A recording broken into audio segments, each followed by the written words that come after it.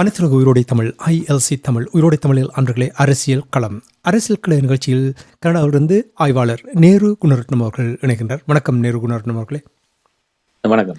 உயிரோடை தமிழ் அன்பர்கள் சார்பாக உங்களுக்கும் வணக்கத்தை தெரிவித்துக் கொண்டு நாங்கள் இன்றைய அரசியல் கள நிகழ்ச்சியில் இலங்கை தீவில் குறிப்பாக தமிழர் தாயகத்தில் தமிழர்களுடைய அரசியல் நிலைமைகள் தொடர்பாக பார்ப்போம்.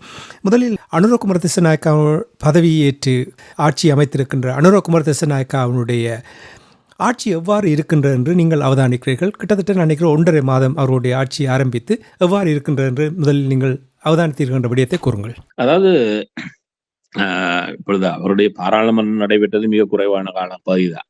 ஏன்னா பாராளுமன்றம் அமர்வு தொடங்கியதன் பின்னர் 10 நாளுக்கு ஒத்தி வைத்துவிட்டு 3ஆம் தேதியிலிருந்து அது நடைபெற்றது. ஆனால் பாராளுமன்றத்தின் ஊடாக ஏதாவது செய்திகள் பெரிதாக வந்தாண்டா கிடையாது. ஆனால் இடைப்பட்ட காலத்தில் அவர்களால் ஒரு இடைக்கால நிதி அறிக்கை அடுத்து வரக்கூடிய ஜனவரியிலிருந்து ஏப்ரல் மாதத்துக்கான 4 மாத நிதி அறிக்கை ஒன்றை வெளியிட்டிருக்காங்க. இந்த நிதி அறிக்கை ஏதாவது அதில் பெரிதாக எதிர்பார்க்கவில்லை என்று சொன்னால் இப்பொழுது இருக்கிற விடயங்களை அவ்வாறே தொடர வேண்டிய கட்டாயத்தில் தான் அவர்கள் இருக்கிறார். ஆனால் அடுத்த நிதி அறிக்கை கொண்டு வரும் பிப்ரவரி மாதம் சமர்ப்பிக்கப்பட்டு மார்ச் மாதத்தில் நிறைவேற்றப்பட்டு ஏனைய 8 மாதங்களுக்கான நிதி அறிக்கை. அந்த நிதி அறிக்கையில் பல விடயங்கள் நிச்சயமாக பார்க்கப்பட வேண்டியிருக்கிறது. அதற்கு ஒரு முத்தாரமாக இந்த நிதி அறிக்கையில் எதுவும் இருக்கிறன்னு சொன்னால் இந்த நிதி அறிக்கையுடைய மொத்த செலவினங்களாக 2,60,000 கோடி ஒதுக்கப்பட்டிருக்கிறது செலவினங்களுக்கு. வருமானமாக 1,60,000 கோடி காட்டப்பட்டிருக்கிறது. 1,00,000 கோடி துண்டு விழும் தொகையாக காட்டப்பட்டிருக்கிறது. அவே துண்டு விழும் தொகை பெரிதாக தொடர்ந்து இவர்கள் தொடக்கத்திலேயே இருக்கிறது. அது வாறு அடுத்த 8 மாதங்களுக்கு காட்டப்பட போகிற ஒரு முக்கியமான விடயம் இருக்கிறது. சரி, இந்த 2,60,000 கோடியை 4 மாதங்கள் என்று வைத்துக் கொண்டோம் என்றால் அதை நாங்கள் ஒரு வருடத்துக்கு என்று பார்த்தால் 7,80,000 கோடி என்று வரும். அது அவ்வாறுதான் அடுத்த 8 மாதங்களுக்கும் அந்த தொகை தொடர்ச்சியாக பேணப்படுமாக இருந்தால் இதுவரை இலங்கை தீவில் சமர்ப்பிக்கப்பட்ட வரவு செலவு திட்டங்களுடைய உச்ச தொகையாக அது மாறும். ஏன்னு சொன்னால் இதற்கு முன்னர் கொடுக்கப்பட்டது ரணிலினால் இந்த ஆண்டுக்காக ஒதுக்கப்பட்டது போன ஆண்டு 7,00,000 கோடி. இது அதை கடந்து செல்ல போகிறது. ஆனால் இன்னொரு விதத்தில் பார்த்தீங்கன்னா ரணிலினுடைய அந்த 7,00,000 கோடிக்கு முன்னர் வந்தது 2018 ஒதுக்கப்பட்ட 4,40,000 கோடி. இப்ப 4,40,000 கோடியிலிருந்து பெற்றும் இதாக சென்றது. ஆனால் அதுக்கு பிற்பட்ட காலப்பகுதியில் அது குறைந்தது. பிறகு கோத்தாவினுடைய காலத்தில் குறைந்துதான் ஒதுக்கப்பட்டது. இப்பொழுது அதிகரிக்கப்பட்டது. அதுக்கு ஒரு காரணம் சொல்லப்பட்டது இந்த பொருளாதார சிக்கலின் பின்னர் பெரிதாக விழுந்த பணத்தினுடைய பெறுமதி வீழ்ச்சி. அதையும் சேர்த்து வைத்து கணக்கு சொல்லலாம். ஆனால் இப்பொழுது பணம் முன்னரும் இப்பொழுது வலுப்பெற்றிருக்கிறது இலங்கையினுடைய ரூபாய். அவ்வாறு இருந்தால் அது இப்பொழுதும் அதை கடந்து செல்வது என்பது சவால். சரி, 1,00,000 கோடி துண்டு விழும் தொகைன்னு சொன்னால் கிட்டத்தட்ட 3,00,000 கோடி ஒரு வருடத்துக்கு வரும். அவ்வாறு பார்த்தால் போன முறை ரணிலுடைய ஆட்சி காலத்திலும் 3,00,000 கோடி காட்டப்பட்டது. ஆகவே மாற்றம் பொருளாதார ரீதியாக பெரிதாக வெளிப்படுகிறதாண்டா இல்லை. சரி, அதுக்கு ஒரு காரணம் ஒரு சொல்வார்கள், குறுகிய காலத்தில் நின்றெல்லாம் எதிர்பார்ப்பீர்கள் என்று சொல்லி. அதை கடந்து இந்த செலவீனங்களுக்கு ஒதுக்கப்படுகின்ற தொகை எங்கிருந்து இந்த தொகை எங்கெங்கெல்லாம் ஒதுக்கப்பட்டது என்று பார்த்தால் பெரும்பான்மையானவை இந்த ரெக்கரிங் எக்ஸ்பெண்டிச்சர்ஸ் சொல்லக்கூடிய இந்த சம்பளங்கள், அதுகள் ஏற்கனவே தொடர்ந்தும் ஏற்படுகின்ற செலவினங்கள் என்ற ஒரு வகை இருக்குது. இன்னொன்று டெவலப்மெண்ட். இது மேலதிகமாக அபிவிருத்திகளுக்கு ஒதுக்கப்படுகின்ற தொகை என்பது பெரிதாக இந்த 4 மாதங்களில் காட்டப்படவில்லை. அது காட்டப்படவில்லைன்னு சொன்னால் அபிவிருத்திக்கான தொகை காட்டப்படவில்லைன்னு சொன்னால் பொருளாதாரத்தை வேகமாக முன்னகர்த்துவது சிக்கலாக இருக்கும். அது வளர்ச்சி போக்கை காட்டாது. அது மக்கள் வாழ்வுக்குள் பெரிய மாற்றங்களை காட்டுமென்றாலும் காட்டாது. இது ஒரு சவாலை காட்டும். ஆகவே இது ஒரு ஆரம்பமாக வைத்துக் கொண்டாலும் இது தொடர்ந்தும் அவதானிக்கப்பட வேண்டிய ஒரு விடயமா இருக்கும். இந்த ரெக்கரிங் எக்ஸ்பெண்டிச்சர்ஸ் தொடர்ச்சியாக ஏற்படுகின்ற இந்த செலவினங்களை கடந்து அபிவிருத்தியை மாறப்போகுது. இன்னொரு விடயத்தை பார்த்தோம்னு சொன்னால் இந்த செலவினங்களில் எங்கு பெரும்பான்மையான இது பாதுகாப்பு செலவினங்கள் இப்பொழுதும் அதே கட்டில் தான் பெரிதாக இருக்கிறது என்னால் 14,000 கோடி ஒதுக்கப்பட்டு வந்தது. அப்படின்னா 42,000 கோடி. அது போன முறையும் அதே தொகை தான் ஒதுக்கப்பட்டிருந்தது. ஆகவே பாதுகாப்பு செலவினங்கள் பெரிதாக குறைக்கப்படவில்லை. இதுல இருக்கக்கூடிய ஆபத்தை சொல்கிறேன். இப்பொழுது நாங்கள் நேட்டோ நாடுகளில் பெரும்பான்மையானோர் வாழுகிறோம். இந்த நேட்டோ நாடுகளுக்கு ஒரு சவால் போய் கொண்டிருக்கிறது. இப்பொழுது ட்ரம்ப் பதவியேற்றிருக்கக்கூடிய சூழலில் வரக்கூடிய ஒரு சவால் என்ன சொன்னால், அமெரிக்கா தொடர்ந்தும் வலியுறுத்துகிறது, நாங்கள்தான் நேட்டோனுடைய பெரும் எண்ணிக்கையிலான பல செலவினங்களை பாதுகாப்பு செலவினங்களை நிதி ஒதுக்கி கொண்டிருக்கிறோம். நாங்கள் உங்களை தாங்கி நிற்க முடியாது. நேட்டோவில் இருக்கக்கூடிய அனைத்து நாடுகளும் குறைந்தபட்சம் உங்களுடைய ஜிடிபியில் 2% பாதுகாப்பு செலவினங்களுக்கு ஒதுக்க வேண்டும் என்பது வலியுறுத்தப்படுகிறது. இதில் பல நாடுகள் அதில் இல்லை, கனடா உட்பட. கனடா இன்னும் 2% ஜிடிபியில் 2% பாதுகாப்பு செலவினங்களுக்கு ஒதுக்கவில்லை. இப்பொழுது அது வலியுறுத்தப்படுகின்ற பொழுது கனடா ஒரு சமீபத்தில் ஒரு உறுதியை வழங்கியிருந்தது. 2035 ஆண்டில் நாங்கள் அதை எட்டி விடுவோம். இப்பொழுது நாங்கள் 24 இருக்கோம், 35 ஒரு 10 ஆண்டுக்கு பின்னர் ஒரு கதை சொல்லுகிறது. ஆனா இலங்கை 2% ஒதுக்கி கொண்டிருக்கிறது தன்னுடைய ஜிடிபியில். அது எவ்வளவு தவறானது என்பதை புரிதலுக்காக இதை சொல்லுகிறேன். அப்ப இலங்கைக்கு என்ன அவ்வாறு தேவை இருக்கிறது? இந்த நாடுகளுக்கு பாதுகாப்பு ஒரு முக்கிய சவாலாக இருக்கக்கூடிய சூழலில் 2% ஒதுக்குவதற்கு சவாலில் இருக்கின்ற பொழுது இலங்கை என்னன்னு இந்த 2% ஒதுக்குவது சரியா? எங்களுடைய சிந்தனைக்காண்டி சொல்றேன். எங்களுடைய மக்களுக்கு சிந்தனை கொடுக்க வேண்டியிருக்கிறது. அப்ப இலங்கை இந்த தவறிலிருந்து மீண்டு வர வேண்டும் சொன்னால் பாதுகாப்பு செலவினங்கள் வேகமாக மறுசீரமைக்கப்பட வேண்டும். அவருடைய செலவினங்கள் குறைக்கப்பட்டாக வேண்டும். அவ்வாறாக இருந்தால் வீங்கி பெருத்திருக்கக்கூடிய பாதுகாப்பு பகுதியினருடைய எண்ணிக்கை குறைக்கப்பட்டாக வேண்டும். அதனூடாக பாதுகாப்பு செலவினங்கள் கட்டுக்குள் வந்தாக வேண்டும். இதை செய்தார்கள் சொன்னாலே இந்த தமிழருடைய தாயத்தில் இருக்கக்கூடிய இந்த காணி பிரச்சனைகள் நீங்கிவிடும். தொடர்ந்தியாக 18 பெட்டாலியன்ல 16 பெட்டாலியன் வடக்கு கிழக்கில் இருக்க வேண்டிய அவசியம் 15 ஆண்டுகளுக்கு பிறகும் இல்லை. அவர்கள் மீள புறப்பட்டாலே இதில் நிறைய மாற்றங்களை மறுசீரமைப்பு போல அவர்களால் செய்ய முடியும்.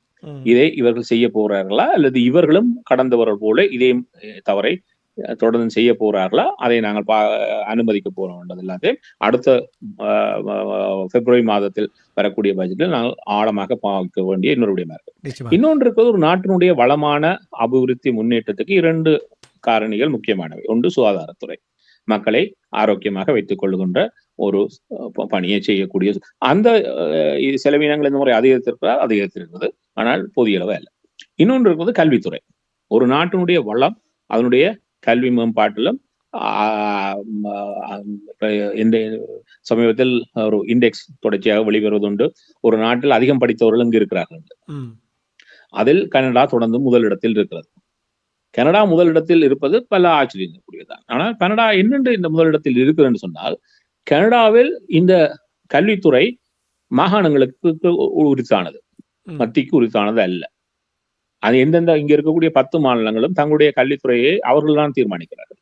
அவர்கள்லாம் அதுக்கான நிதியோடு செய்கிறார்கள். அப்ப அதனால் இங்கு அதிகரித்த எண்ணிக்கையிலான பல்கலைக்கழகங்கள் உருவானதும் கல்லூரிகள் உருவானதும் இதனால் நடந்து போன ஒரு விடயம்.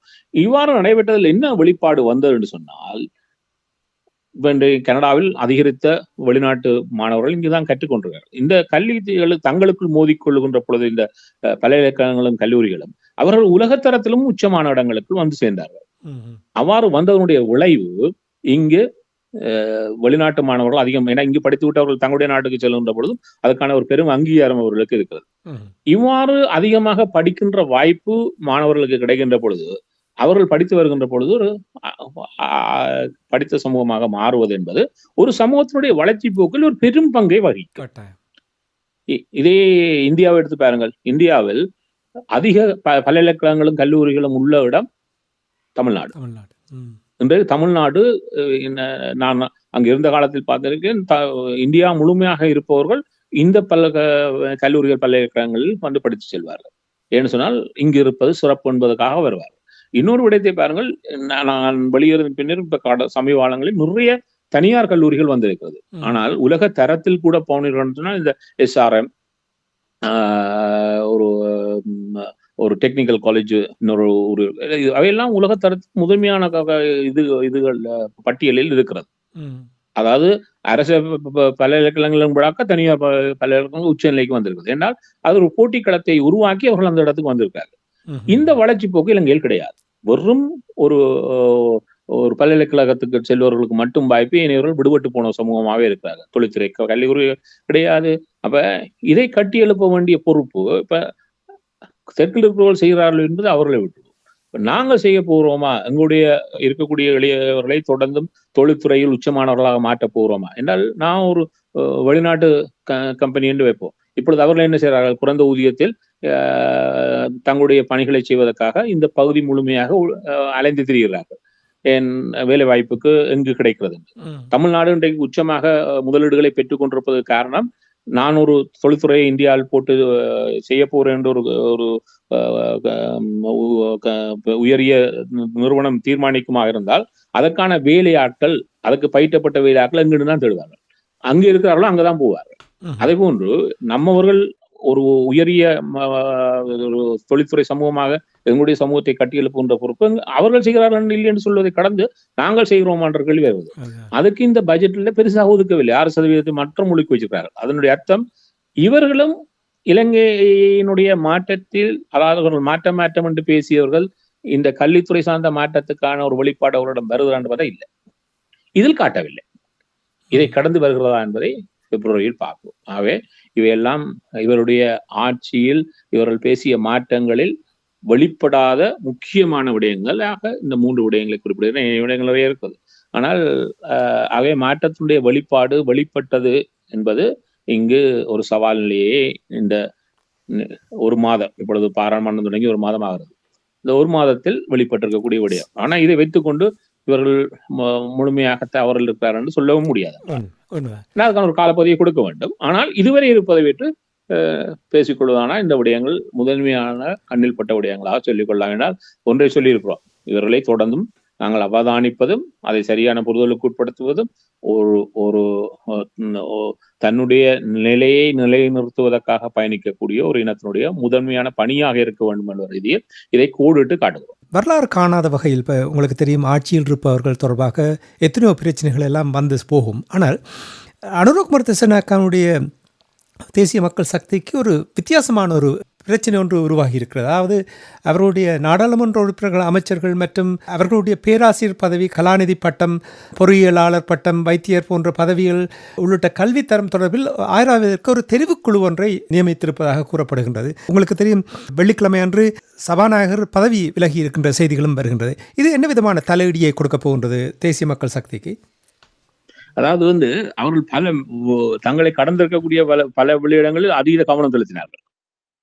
அதை தங்களுக்கு சாதகமாக பயன்படுத்திக் கொண்டார்கள். ஆனால் தங்கள் சார்ந்த விடயங்கத்தில் அவர்கள் பல இடங்களில் அதீத கவனம் இல்லாமல் இருந்து விட்டார்கள் என்பதனுடைய ஒரு முதல் வெளிப்பாடு இது. சபாநாயகருடைய பதவியில் அவர் ஒரு கலாநிதி என்பது குறியிட்டு சொல்லப்பட்டிருந்தது. ஆனால் அவர் கலாநிதியா என்பது கேள்விக்குறியாக்கப்பட்ட பொழுது அவரால் அது நான் கலாநிதி பட்டம் பெற்ற என்பதற்கான சான்றிதழை வழங்க முடியவில்லை. அதனால் அவர் வேகமாக பதவி விலகினார். ஆனால் அவர் விலகிய சமகாலத்தில் இன்னும் 2 முக்கிய அமைச்சர்களுடைய கலாநிதி பட்டங்கள் குறித்த கேள்வி எழுந்த பொழுது ஒரு கலாநிதி அதாவது பாராளுமன்ற பதிவேடுகளிலிருந்து உடனடியாக நீக்கப்பட்டு விட்டது. இன்னொருவர் அது தவறுதலாக நான் சொன்னோம், அவர் சொல்லவில்லை என்று இப்பொழுது ஒரு வந்திருக்கிறது. இது யார் சொன்னார், யார் சொல்லவில்லை என்பதை கடந்து நாங்கள் ஒரு வெளிப்படைத்தன்மையாக இருக்கிறோம், நாங்கள் மக்களுக்கு உண்மையாக இருக்க விரும்புகிறோம், அப்படித்தான் இருக்கிறோம் என்று சொன்னவர்கள் மீது ஒரு கீறல் ஆக அது மாறி இருக்கிறது. ஏனால் கலாநிதி இல்லாட்டிலும் அவர்களுக்கு மாஸ்டர்ஸ் டிகிரி இல்லாமல் கலாநிதிக்கு போயிடாது. அவை அதுண்டான இருக்கிறதாண்டா இருக்கிறது. ஆனால் ஏன் கலாநிதி, ஒருவர் கலாநிதி பட்டத்துக்கான, அதாவது டாக்டர் கேண்டிடேட்டா இருக்கிறார், டாக்டர் அதாவது கலாநிதி ஆகவில்லை. அந்த கேண்டிடேட்டா இருப்பவர் அதனுடைய இறுதி இதை சமர்ப்பிக்க போகிறார். அவர் அதுக்கு பின்னர் இந்த விடயத்தில் கூட ஏன் ஒரு அசமந்த போக்கை இவர்கள் கடைப்பிடிக்க வேண்டும், இதில் கொஞ்சம் கவனம் செலுத்தி இருக்கவில்லை. ஆகவே இவையெல்லாம் ஒரு சவாலாக இருக்கின்ற பொழுது இதை இப்ப நான் எதிர்கட்சியாக இருந்தால் நான் என்ன செய்வேன், நிச்சயமான ஒரு வாய்ப்பாக பயன்படுத்துவேன். நீங்கள் உண்மையாக இருக்கிறோம், நாங்கள் எல்லாம் ஒன்றையும் வெளிப்படையாக இருக்கிறோம் என்று சொன்னீர்களே, இப்பொழுது என்ன, இதுக்கு என்ன பதில் சொல்லுகிறன்றது அவர்களுக்கு சவாலை நிச்சயம் உருவாக்கும் அடுத்து வரக்கூடிய பாராளுமன்ற அமர்வுகளின் பொழுது. இப்பொழுது இதற்கான ஒரு விசேட குழுவை அவர்கள் இன்னும் நியமிக்கவில்லை. ஆனால் விசேட குழுவை நீங்கள் நியமிக்க வேண்டும், இதை பற்றி நாங்கள் ஆராய்ச்சி நடத்த வேண்டும் என்று நாமல் ராஜபக்ச தான் கத்தியிருக்கிறார். இதுக்கு ஒன்று விசேட, அது தலைப்பாகிவிட்டது, விசேட குழு அமைகிறது இந்த மாதிரி. ஆனால் அதை இவர்கள் அனுமதிப்பார்களா என்றால் அவர்கள் பல விடயங்களை மீண்டும் பார்த்து விட்டுத்தான் இதற்கு செய்யணும். இப்ப எங்கள் போன்ற நாடுகளில் இவ்வாறான சிறு தவறு பெருசாக பேசப்படும். ஆனால் இப்ப நான் கனடாவில் ஒன்றை சொல்லுகிறேன். ஒரு இந்தியர் ஒரு முறை தான் மாஸ்டர்ஸ் என்று போட்டுட்டார். ஆனா அவர் மாஸ்டர் எடுக்கவில்லை. ஆனா அவருடைய பெரிதாக அவருடைய பிரச்சனையை உருவாக்கி அவரை கட்சியிலிருந்தே நீக்கினார்கள். ஆனால் எனக்கு தெரிய 2 வெள்ளையர்கள் இருந்தார்கள். அவர்கள் போட்டதும் தவறு என்றது எனக்கு தெரியும். ஆனா அது பேசு பொருளாகவே மாறவில்லை. நான் சிரித்துக் கொண்டே இருந்தேன். இது இந்த நாடுகளில் இருக்கக்கூடிய இன்னொரு இனவாதத்தினுடைய வெளிப்பாடு. ஆனால் இது தங்களுடைய தேவைக்கு ஏற்ற மாதிரி இவற்றை பயன்படுத்துவார்கள். இலங்கை தீவில் இவர்களை பொறுத்தவரை தூய்மை இதை கடந்தவர்கள் என்றெல்லாம் சொல்ல வலிக்கிறது போது இவர்கள் மிக அதீத கவனம் செலுத்த வேண்டும். இது அவர்கள் பேசிய பொருளுக்கு பின்னர் இவர்களுக்கு உருவாகக்கூடிய சவாலாக நான் சொல்லிக் கொள்ளலாம். என்னால் இப்பொழுது ஆட்சிக்கு வந்து 1 மாசம் ஆகிறது. அனுரகுமார திசாநாயக்க பதவியேற்று 3 மாசம் ஆகிறது. ஆனால் இவர்கள் இந்த ஆட்சி கட்டிலிருந்து கொண்டு தங்களை நகர்த்துவதில் ஒரு பெரும் சவால் இருக்கிறது என்பதை அவர்கள் புரிந்தார்களா இல்லையா என்கின்ற ஒரு கேள்வி இருக்கிறது. அந்த சவாலை இவர்கள் இப்பொழுது எதிர்கொள்கிறார்கள் என்பதுதான் உண்மை. ஏனால் ஆட்சி கட்டுக்கு வந்து விட்டோம், அமைச்சராகி விட்டோம் என்பது நல்லாட்சியை சிறப்பான ஆட்சியை தருவதற்கான ஒரு பொறுமுறை என்று எடுத்துக்கொள்ள முடியாது.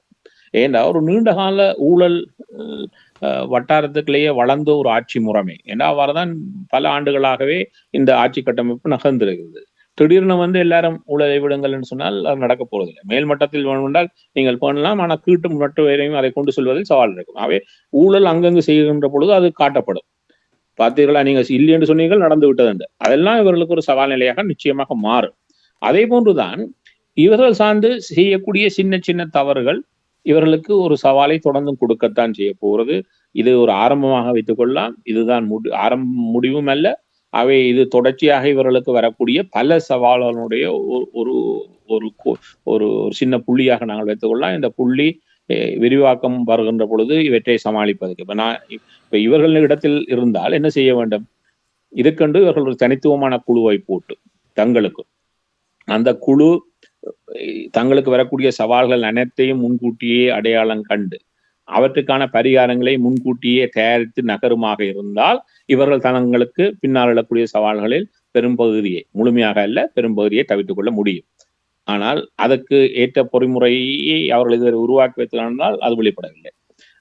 அதனுடைய ஆரம்பம்தான் இதில் இதே முதலே எல்லாத்தையும் இவர்களுடைய தருகின்ற இந்த தகுதி நிலை, தங்களுடைய கல்வி படிப்புகள் கொண்ட அனைத்து தகுதி நிலையையும் முழுமையாக ஆய்வு செய்திருக்க வேண்டும். இந்த நாடுகளில் அது நடைபெறது உண்டு. வெளிநாடுகளில் நாங்கள் ஒன்றை கொடுக்கிறோம் என்று சொன்னால் அதை முழுமையாக ஆய்வு செய்து அது சரியா இருக்கிறது எல்லாம் பார்த்து, இப்போ ஒரு அமைச்சரை நாங்கள் பதவிக்கு கொடுக்க போறாருன்னு சொன்னால் அந்த அமைச்சருடைய பின்புலத்தை எல்லாம் சரி என்று கொடுப்பதனுடைய பொறுப்பு புலனாய்வு துறையிலும் இருக்கிறது எங்களுடைய நாடுகளில்.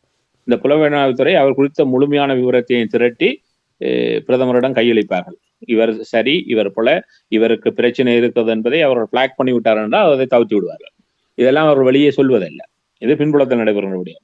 அந்த விடயத்தில் இவர்கள் எவ்வளவு தவறி இருக்காங்க. ஏன்னா 3 பிரதானமான ஒருவர் சபாநாயகர், இது அமைச்சருடைய சிக்கல் வந்திருக்கிறது உடனடியாக. அது நீதி அமைச்சருடைய சிக்கல் வந்து நிற்கிறது.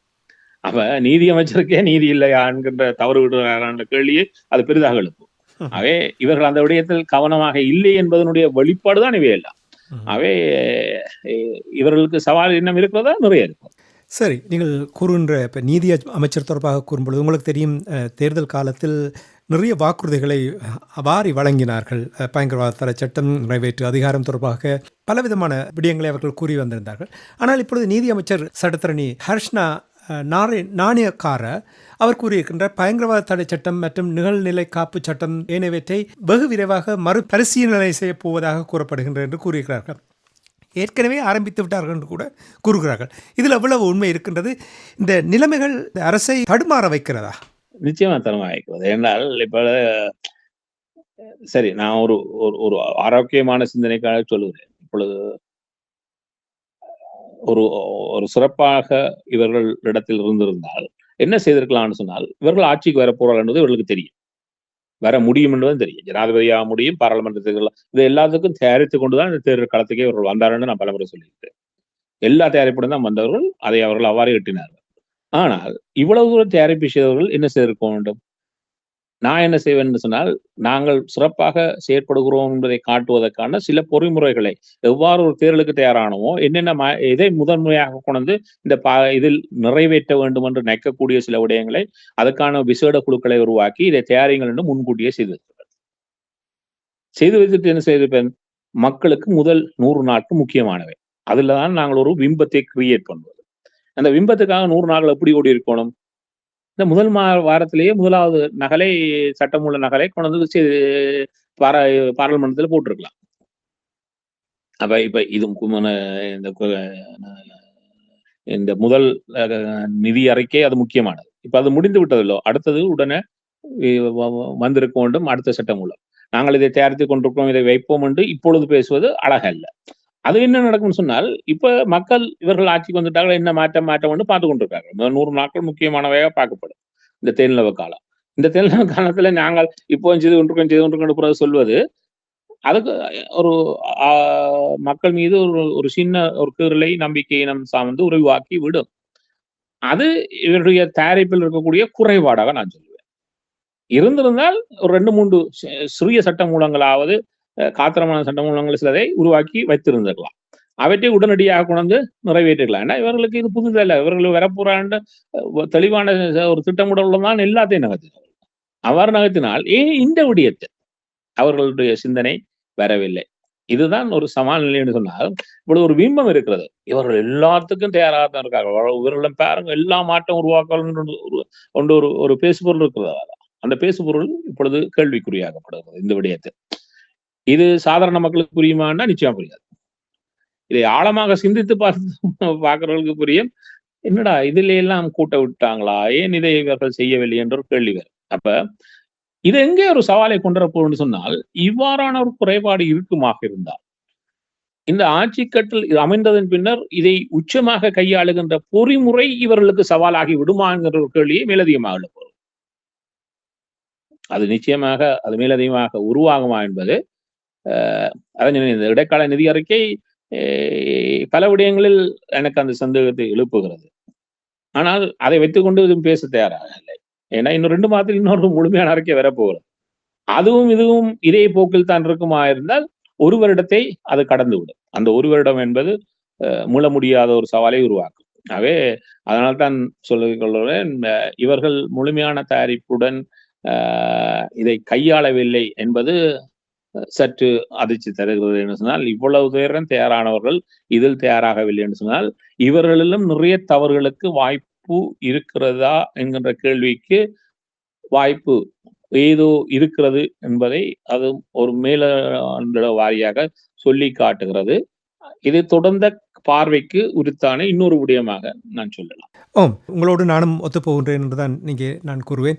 இதே நேரத்தில் இப்போ அனுரகுமார திசாநாயக்காவுடைய அரசாங்கத்தை ஒரு பக்கத்தில் நாங்கள் இப்பொழுது விட்டால், உங்களுக்கு தெரியும், எங்களுடைய தமிழர் தரப்பு இந்த நடந்து முடிந்த பொது தேர்தலினூடாக நிறைய பாடங்களை கற்றிருப்பார்கள் என்று நாங்கள் நம்புகிறோம். ஏனென்றால் ஏற்கனவே இவர்களுடைய செயற்பாடுகள் தொடர்பாக எத்தனையோ தடைகள் இங்கே புலம்பெயர்ந்து வாழுகின்ற நாடுகள் இருக்கின்றவர்கள் நிறைய பேர் விமர்சித்து வந்திருந்தார்கள். ஆனால் இப்போ ஒரு சின்ன ஒரு மாற்றம் ஒன்று காணக்கூடியதாக இருக்கின்ற. உயிரோடு தமிழிலே எத்தனையோ தடவைகள் கூறியிருந்தோம், ஒரு கட்சி தமிழ் மக்களுக்கு தீர்வை பெற்றுக் கொடுக்க முடியாது, ஒரு நாடாளுமன்றத்தை உறுப்பினர் பெற்றுக் கொடுக்க முடியாது, அமைப்பு பெற்றுக் கொடுக்க முடியாது, கூட்டாக செயல்பட்டால் மட்டுமே தான் ஏதாவது ஒரு வழியை கண்டுபிடிப்பதற்கு கூட உதவியாக இருக்கும் என்ற விடயங்களை நாங்கள் பேசியிருக்கின்றோம். இப்பொழுது பார்க்கும் பொழுது அந்த நிலைமை மாறுவது, மெதுவாக மாறுவது போல் தெரிகிறது. குறிப்பாக உங்களுக்கு தெரியும், கஜேந்திரகுமார் பொன்னம்பலம் அணியுடைய விடாப்பிடி, நாங்கள் யாருடனும் சேர்ந்து செயல்பட போவதில்லை என்ற அந்த ஆணவத்தோடு செயல்பட்ட விடயங்கள் எல்லாம் இப்பொழுது மெதுவாக இழகி நிச்சயமாக அவ்வாறான ஒரு நிலைமைக்கு வர வேண்டும் என்று வந்திருக்கிறார்கள். மிகவும் வரவேற்கக்கூடிய ஒரு விடயமாகத்தான் நான் அதை பார்க்கிறேன். ஸ்ரீதரன் அவர்களை சந்தித்து உரையாடியிருந்தார். அதனை பிறகு செல்வம் அடைக்கலான் அவர்கள் கஜேந்திரகுமார் பொன்னம்பலத்தை சந்தித்து உரையாடியிருந்தார்.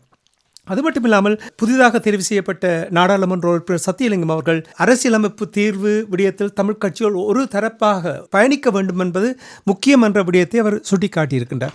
இது தொடர்பாக நீங்கள் என்ன அவதானிக்கிறீர்கள்? அந்த மாற்றத்தை பார்க்கக்கூடியதாக இருக்கின்றார். மாற்றம் என்று சொல்லும் பொழுது உடனடியாக எங்களுக்கு தீர்வு வரப்போவதில்லை, அதற்கு இடையில் எவ்வளவோ சவால்கள் இருக்கப் போகின்றது. ஆனால் அந்த பாதையை கண்டுபிடிப்பதற்கு ஒன்று சேர வேண்டும் என்ற அந்த சிந்தனை வந்திருக்கின்றதா இவர்கள் மத்தியில்? குறைந்தபட்சம் நாங்கள் இப்பொழுது இருக்கக்கூடிய சூழலை மாற்றி அமைக்க வேண்டும் என்ற சிந்தனை துளிர்விட்டிருப்பது நிச்சயமாக வரவேற்கப்படக்கூடிய விடயம். ஆனால் இதை கடந்து இன்னொரு விடயம் இருக்கிறது. இப்ப அது முதல் பகுதியாக வரவேற்றுக் கொண்டாலும், எங்கு ஒரு தவறு நடைபெற்றுக் கொண்டிருக்கிறது சொன்னால், ஏன் இந்த நிலைக்கு நாங்கள் வந்திருக்கிறோம் என்பது ஒரு தேர்தலுக்கு பின்னர் ஒரு மீளாய்வு நடந்தாகணும். ஒரு ஆய்வு, இந்த தேர்தலினுடைய பின்புலம் என்ன? இந்த தவறுகளுக்கான காரணம் என்ன? ஏன் இந்த இடத்துக்கு வந்தோம்? என்பதை முழுமையாக ஆராய்ந்து, இதில் என்ன மாற்றம் என்பதை இவர்கள் ஏற்றுக்கொண்டாக வேண்டும். அந்த மாற்றங்களை வைத்துக் கொண்டுதான் பயணிக்க முடியும். இது இன்று வரை தமிழ் அரசியலில் நடந்ததே கிடையாது. எந்த ஒரு தேர்தலுக்கு பிறகும் ஆய்வு நடத்தப்படுவதில்லை. அதை சுமந்திரன் அனுமதித்ததும் இல்லை. அவர் ஒரு கதை சொல்லுவார், மற்றவர்கள் வாய் இல்லா பூச்சிகள் மாதிரி வாயை பொத்திக் கொண்டே இருப்பார்கள். இதனால் இவருடைய குறைபாடு இன்று வரையும் களையப்பட்டது. இப்பொழுதும் இதை செய்கின்ற வல்லமை இவரிடம் இல்லை, இந்த பார்லிமெண்ட். அதனால நான் சொல்லுவேன், அந்த ஆய்வை செய்யவில்லை.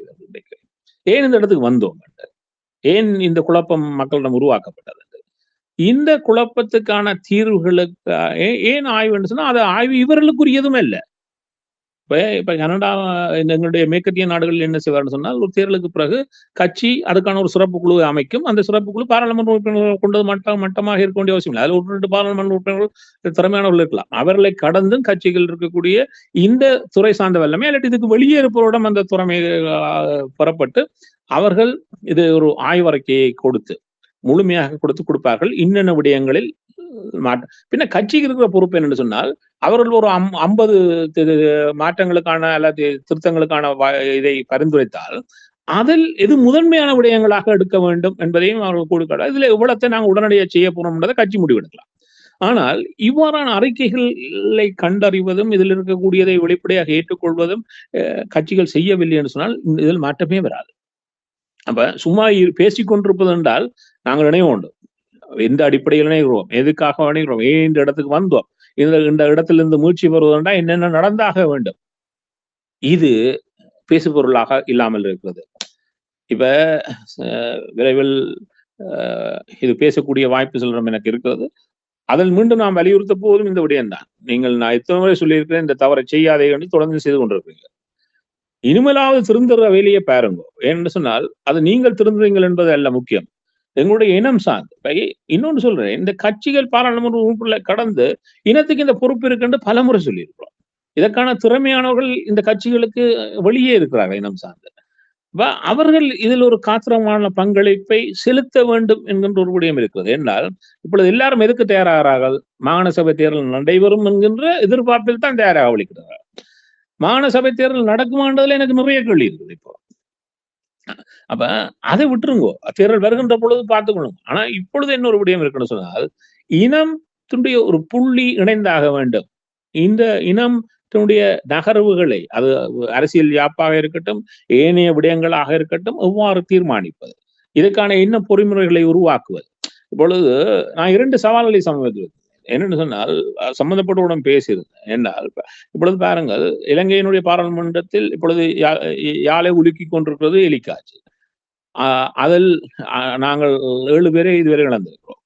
இப்ப இதை பற்றி அவர்கள் ஏதாவது பேசுகிறார்கள், அதற்கான முனைப்பை காட்டுகிறார்கள் என்பதே பெருங்கேள்வியா இருக்கு. அதை விட்டு வேறு இதெல்லாம் பேசிக் கொண்டிருக்கிறார்கள். அப்ப ஒரு சமூகத்தில ஒரு சவால் நிலை உருவாகிறது என்று சொன்னால், இப்பொழுது இலங்கை பாராளுமன்றத்தில் 20 பாராளுமன்ற உறுப்பினர்கள் வைத்தியர்கள். அதுல 4 பேர் வடக்கு கிழக்கை சார்ந்தவர்கள். அப்ப எங்களுடைய சுகாதார சவால்கள் சார்ந்து இப்பொழுது ஒரு அரசாங்கத்துக்கு என்ன விடயம் இருக்குன்னு சொன்னால், முதல் ஒவ்வொரு துறை சார்ந்தும் ஒரு வெள்ளை அறிக்கை தயாரிக்கப்பட வேண்டும். அது அனுராவுடைய அரசுடைய வேலை. ஏன்னு சொன்னால், நீங்கள் புதிதாக ஆட்சிக்கு வந்திருக்கிறீர்கள், நீங்கள் முதலே செய்திருக்கலாம், நீங்கள் தனித்துவமாக. இல்லையென்றா இப்பொழுது உங்களுடைய அதிகாரம் முழுமையா இருக்கின்ற பொழுது வேகமாக ஒரு வெள்ளை அறிக்கையில தயார் செய்யலாம். இந்த சுகாதார மறுசீரமைப்புகள் எந்தெந்த மட்டத்தில் எங்கெங்கெல்லாம் எவ்வாறு செய்யப்பட வேண்டது அவருடைய வேலை.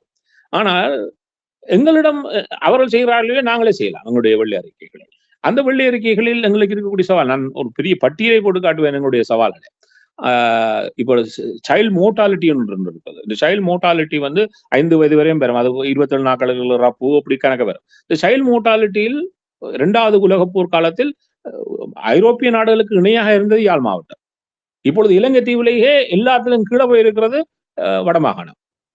அப்ப நாங்கள் அங்க இருந்து இன்றைக்கு இங்கே வந்திருக்கிறோம். அது யாருடைய குறைபாடு? அப்ப இவர்கள் செய்யவில்லை என்று சொல்லிக் கொண்டிருக்கிறது மாத்திரம் தீர்வா? அன்றைக்கு உச்சமாக இருந்தது நுவரெலியா மாவட்டம். இன்றைக்கு நுவரெலியா மாவட்டம் யாழ் மாவட்டமாக மேல நிற்குது. அப்ப இந்த ஒவ்வொரு விடயங்களையும் எடுத்து பாருங்கள். சைல்ட் மோர்டாலிட்டி எடுங்கள், இன்றைக்கு டயபெட்டிக் பிரச்சனை எடுங்கள், இப்போ புற்றுநோய் பிரச்சனை, எவ்வளவு பிரச்சனைகளை ஒரு சமூகமா இருக்கிறோம் நாங்கள். அப்ப இந்த சைல்ட் மோர்டாலிட்டிக்கான தீர்வுகளுக்கு நிறைய வடிவங்கள் இருக்கு. இப்ப இவை எல்லாத்துக்குமான ஒரு வெள்ளை அறிக்கை. இதே நான் சொல்லுகிறேன், மாகாணமாகவும் வேண்டாம், மாவட்டமாகவும் வேண்டாம், விலைய பகுதி என்று இருக்கு 99 விலைய பகுதியாக. ஆண்டா சின்ன சின்ன பிரிச்சு பார்க்கலாம். நீங்கள் பிரித்து பார்த்து ஒரு வெள்ளை அறிக்கையை தயாரிச்சுட்டு நாங்கள் இந்த அரசாங்கத்தோட போய் முட்டி பார்ப்போம். நாங்கள் ஒவ்வொரு விஷயத்திலையும் எங்கே இருக்கிறோம், உங்களோட மாவட்டங்கள் இதுக்கு என்ன செய்ய போறீங்க என்பதை கேட்கிற ஒரு வல்லமை இப்ப இது இவர்களால் செய்ய முடியும், வாரணம் நிச்சயம் முடியாது. ஆனா இவர்கள் 4 வைத்தியர்கள் இருக்காங்க. இந்த 4 வைத்தியர்கள் சேர்ந்து ஒரு வைத்திய குழுவை உருவாக்குங்களேன். உருவாக்கிட்டு ஒரு சுகாதார வெள்ளை அறிக்கையை செய்து வாக்குங்க அவங்களுக்கு. அதை செய்ய மாட்டார்கள்.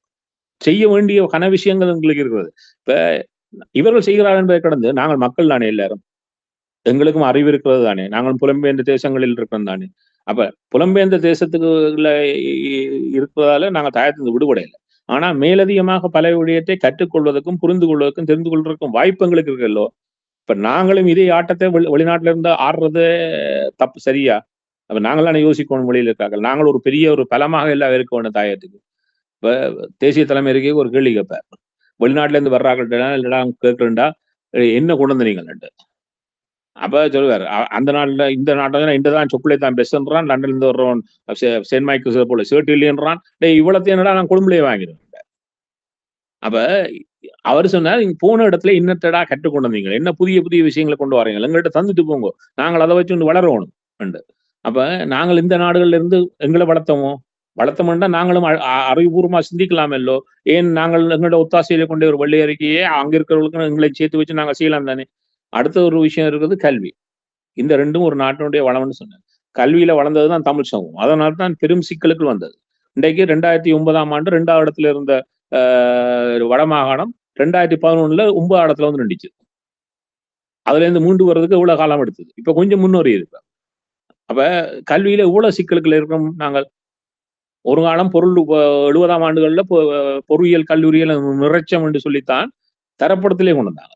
இன்றைக்கு பொறியியலுக்கு போறதுல கடைசி இடத்துல இருக்கலாம். அதை பற்றி யாரும் கரிசனை செலுத்துறோமோ ஒன்றும் கிடையாது.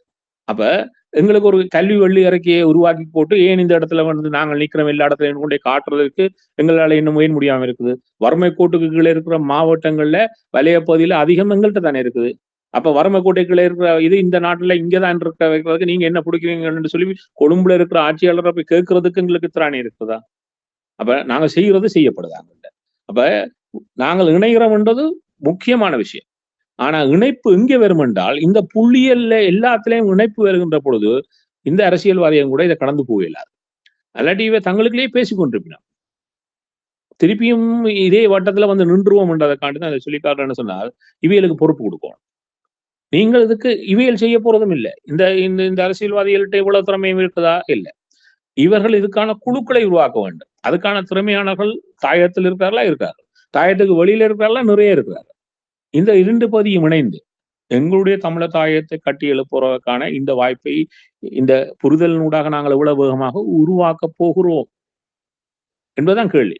அதை உருவாக்கிட்டோம்னு வைங்கோ, இந்த காலத்துல நாங்கள் இந்த விழுந்த வீழ்ச்சியிலிருந்து மிக வேகமாக எழும்பி வந்து நின்று இவியலோட கேள்விகளை எழுப்புவதற்கும் சரியான விடயங்களை கொழும்புல இருப்பவரோட கேள்வி எழுப்புவது மாத்திரமில்ல, உலகத்துக்கும் நாங்கள் எங்க வைக்கப்பட்டிருக்கிறோம் என்பதை சொல்றதுக்கான ஒரு வாய்ப்பாக கூட மாறும்.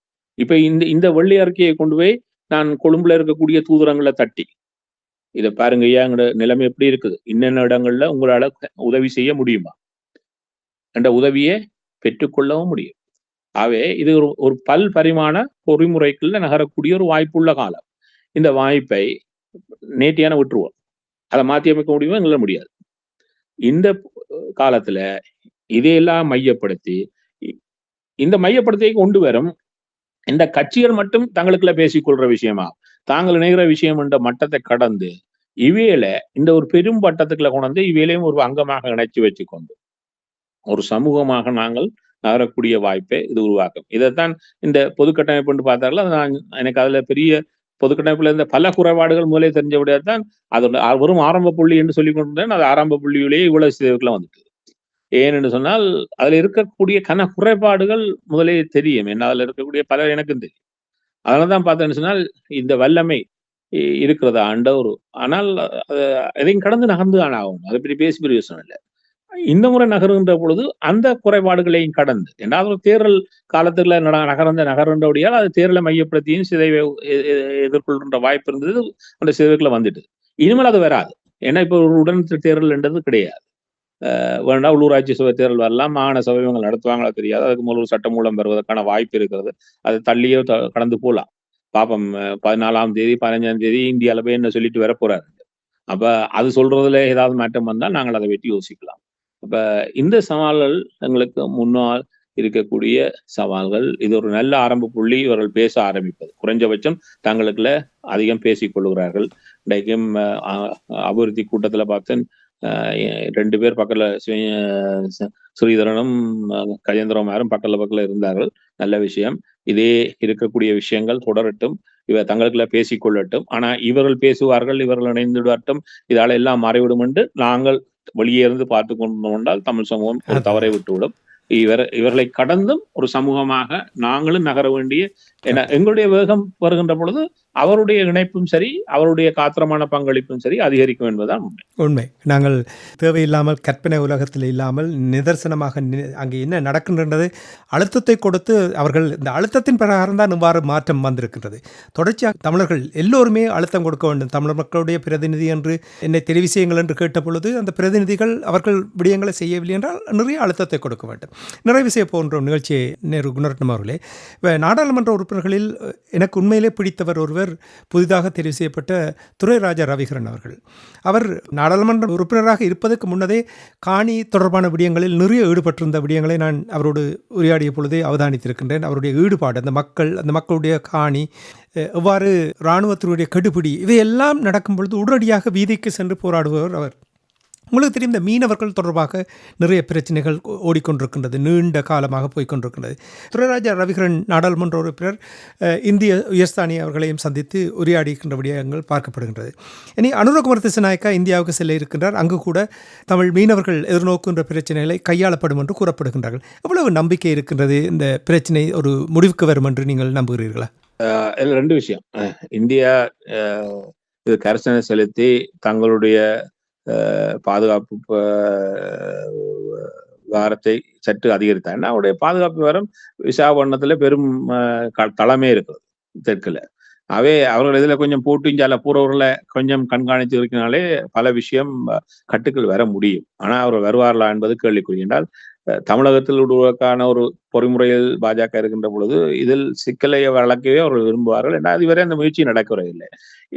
இதை கடந்து ஒரு விஷயம் இருக்கிறது சொன்னால் இதை கட்டுக்குள் கொண்டு வருது. இப்ப இதை வைத்துக்கொண்டு தேசிய மக்கள் சக்தி சந்திரசேகரனூடாக ஒரு பெரிய உடைப்பை மீனவர் சமூகம் சார்ந்து செய்ய முனைகிறது. அதை நாங்கள் அடையாளம் காணோம். அதை அப்படியே விட்டுட்டு நம்ம அவர்கள் ஒதுங்கி நிற்பார்கள்னு சொன்னால் அவர்கள் ஒரு கணிசமான உடைப்பை இந்த பகுதியில் செய்து விடுவார்கள். அப்ப இதுக்கு என்ன பொறிமுறை? இப்ப ரவிகரன் செய்யற முயற்சி வரவேற்கும். ஆனா இதை என்னென்ன விரிவாக்கம் செய்ய வேண்டும் என்று சொன்னால், இதற்கான மூல விடயங்கள் என்ன, இதற்கான தீர்வுகள் என்னன்றதை நாங்கள் அடையாளம் காணோம். இதை கண்டுவிட்டு முடிந்தால் நேரடியாக தமிழ்நாட்டுக்கு முன்னோர் முயற்சி செய்யப்பட்டது. எனவே தமிழ்நாட்டில் இருக்கக்கூடிய 2 சிக்கலை பார்க்கலாம். இதுல ட்ரோலர் வச்சிருப்போம் முதலாளி, அவன் அதை ஏற்றி அனுப்புறவன் தொழிலாளி. இதுல சிக்கலுக்கு வந்து மாட்டு போடுறவன் இந்த தொழிலாளி. ஆனா இதுல லாபம் எடுத்துக்கொள்றவன் இந்த ட்ரோலரை வச்சு கீழே போட்டு மண் வரையும் அப்படியே வாரி எடுத்து எல்லாத்தையும் கொண்டு போறது, மீனை கொண்டு போறது, கொண்டு போய் கொடுக்கறது முழுக்க இந்த முதலாளி தான். இந்த முதலாளி தான் சிக்கலானவனா அங்க இருக்கிறான். இந்த முதலாளிகளை எவ்வாறு கட்டுக்குள் கொண்டு வருவது? இந்த கட்டுக்கு கொண்டு வருவதற்கு எவ்வாறான ஆதிக்கத்தை என்று சொன்னால், தமிழ்நாட்டில் இருக்கக்கூடிய கட்சிகளில் ஒரு பகுதியினருக்கு இவர்கள் பெரும் பணத்தையும் கொடுத்துருவார்கள். அப்ப அவர்கள் இவர்களை மீறி போறதுக்கு முடியாம இருக்கின்ற ஒரு சிக்கலில் இருக்கிறோம். இந்த சிக்கல் எல்லாத்தையும் கடந்து போறக்கூடிய ஒரு சரியான பொறிமுறையை கண்டறிந்தது. இப்ப இன்னொரு விதத்தில் சொன்னால், இந்த மீனவர் சமூகத்தில் இருக்கக்கூடிய அந்த முதலாளிகள் பலர் ஒரு மதம் சார்ந்தவர்களாகவும் இருப்பார்கள். அந்த மதம் சார்ந்த கட்டமைப்பினூடாக இதுக்கு தாக்கம் செலுத்த முடியும் என்கின்ற பல பொறிமுறைகளை நாங்கள் சிந்தித்தாக வேண்டும். இந்த அனைத்து முயற்சிகளையும் இந்த மட்டத்தை கடந்தும் நாங்கள் செய்தால் இதில் மாற்றத்தை உருவாக்க முடியுமா? உருவாக்கினால் 2வது விடயம், இவர்கள் வருகின்ற பகுதிகளை இவ்வாறு மட்டுப்படுத்துவது என்பதெல்லாம் சாதாரண விடயம் இல்லை. ஒரு இடியப்பச்சிகளுடைய ஒரு பெரும் பகுதி. இதை சரியாக ஆய்வு செய்து இதற்கான சரியான முறைமைகளை வைத்துக் கொண்டு இந்த மாற்றத்தை தான் உருவாக்குறோம் என்பதை இவர்களை உள்வாங்கி பயணித்தால் தாயகத்தில் ஏற்படுத்தப்படுகின்ற இந்த உடைப்புக்கு ஒரு பதிலாக கூட அமைய முடியும். இல்லாட்டில் இந்த உடைப்பு விரைவில் நடந்து வரும். ஏனென்றால் சந்திரசேகரன் தான் யாழ் அபிவிருத்தி செயலினுடைய தலைவராக நியமிக்கப்பட்டிருக்கிறார். இதை ஒரு மையப்புள்ளியாக வைத்து பயணித்துக் கொண்டிருக்கிறார்கள். பல இடங்களில் மாற்றங்களை கடந்து நிறைய வாக்குறுதிகளை வழங்குவதில் ஒருவரும் பின்தங்குவதில்லை. இந்த வாக்குறுதிகள் முதல் மக்களை கவரத்தான் செய்யும். ஆனா நீண்ட காலத்தில் அதற்கான தீர்வுகள் கொடுக்கப்படாவிட்டால் அந்த மாற்றம் பெறாது. ஆகவே இவற்றை எல்லாத்தையும் கருத்தில் கொண்டு நம்மவர்கள் இதை ரவிகரனே இதை பொறுப்பெடுத்துக்கொண்டால் அவர் தனித்துவமாக செய்கின்ற ஒரு விடயமாக வைத்துக் கொண்டால் அது சவாலாக வரும். இதில் அவர் பலரை உள்ளாங்க வேண்டும். இதில் திறமையானவர்களுடைய ஆலோசனைகளுடைய ஒரு குழுவை உருவாக்க வேண்டும். அந்த குழு இதற்கான தீர்வுகளுக்கான வடிவங்களை உருவாக்கி அந்த தீர்வுகளுக்கான முயற்சிகளை ஒரு பன்முகப்படுத்தப்பட்ட முறையில் ஒரே சமகாலத்தில் எடுப்ப வேண்டாம். ஒரு தீர்வுக்கு பிறகுதான் அடுத்த ரெண்டு இல்லாமல் எத்தனை கதவுகளால் உள்ள முடியும் அத்தனை கதவுகளையும் ஒரேடியா உள்ளட்டு ஒன்றொன்றா திறந்து மூடிக்கொண்டு செல்லாமல் முயற்சி செய்து பார்க்கின்ற பொழுது ஏதோ ஒரு கதவினூடாக ஒரு தீர்வு கிடைக்கும். இது முழுமையான தீர்வாக எப்பொழுதும் அமையும் என்றால் நிச்சயமாக இல்லை. ஆனால் இன்று இருக்கக்கூடிய சூழலிலிருந்து இதை முழுமையா ஒரு படி முன்னேற்றி விட்டாலே அதில் ஒரு பெரிய வாய்ப்பு இருக்கிறது. ஆகவே அவ்வாறான ஒரு சிந்தனையுடன் நகர்வுகின்ற பொறுப்பு இருக்கிறது. இதை ரவிகரன் தானாக ஏன்னா இதில் நிறைய காலம் பயணித்த ஒருவர் அவர் இதை தானாக பொருட்படுத்தி இதற்கான பொறிமுறைகளை உருவாக்கி இதுகளை செய்வாராக இருந்தால் அதை நாங்கள் முழுமையாக அவருக்கு வழங்கலாம். அவ்வாறான ஒரு வடிவத்துக்குள் விரைவாக வந்தாக வேண்டும். இல்லாட்டி இந்த பகுதியில் நிறைய சவால் இருக்கிறது என்று சொல்கிறேன். ஏன்னா ஒரு அமைச்சர் இருக்கிறார், அவர் தான் மாவட்ட குழு தலைவராக இருக்கிறார். ஆகவே அவர்கள் இந்த மீனவ சமூகத்தை கையப்படுத்துகின்ற ஒரு பொறிமுறையை உள்ளாந்த ரீதியாக வைத்துக் கொண்டு நடந்து கொண்டிருக்கிறார்கள். நாங்கள் சொல்றோம் தமிழ் மக்களுடைய இதை ஒரு புள்ளியில் இணைத்து பயணிப்பது என்கின்ற இதுக்கு இது கூட பெரும் சவாலாக மாறும். ஆகவே அந்த சவாலை எவ்வாறு எதிர்கொள்வது என்பதில் ஒரு பணி இருக்கிறது. அதில் ரவிகரனுடைய பங்கு முக்கியமானது என்பதை நான் ஏற்றுக்கொள்கிறேன். நன்றி. நிச்சயமாக நீங்கள் கூறுவது போல் உற்சாகத்தை ஊட்டுவோம். ஏனென்றால் என்னை பொறுத்தமட்டில் இருக்கிறவர்களில் அந்த களத்தில் இறங்கி வேலை செய்பவர் என்றால் துரைராஜா ரவிகரன் தான் இதுவரையில் நான் பார்த்தவை. ஆனால் நாடாளுமன்ற உறுப்பினராக வந்த பின்னர் மாறிவிடுகிறாரோ என்னவோ எனக்கு தெரியவில்லை. ஆனால் அதற்கான எந்த ஒரு சமிக்கைகளையும் அவர் காட்டவில்லை. இன்னும் தான் எப்படி இருந்தாரோ அதே மாதிரி தான் இன்னும் செயல்படுகிறேன் என்ற விடயங்களை அவர் செயல்படுத்துவது போல் தெரிகிறது. நீங்கள் கூறுவதைப் போல் நாங்கள் உற்சாகமூட்டி ஒரு சரியான திட்டத்தினூடாக பயணிப்பார்களாக தான் நிச்சயம் நிறைய உதவிகள் பெறக்கூடிய வழிகள் இருக்கின்றது, வசதிகள் இருக்கின்றது. எனவே அவற்றை அவர் பயன்படுத்தி செயல்படுத்த வேண்டும் என்று கேட்டுக்கொண்டு இன்றைய அரசியல் கலை நிகழ்ச்சியை நாங்கள் இத்தோடு கொண்டு வருவோம். நிகழ்ச்சியில் பங்கெடுத்தமைக்காக கனடாவிலிருந்து நேரு குணரட்னம் அவர்களே, உயிரோடை தமிழ் அன்பர்கள் சார்பாக உங்களுக்கு நன்றி கூறிக்கொண்டு மீண்டும் இன்னும் ஒரு நிகழ்ச்சியில் இணைந்திருப்போம். அதுவரைக்கும் நன்றி, வணக்கம். நன்றி, வணக்கம்.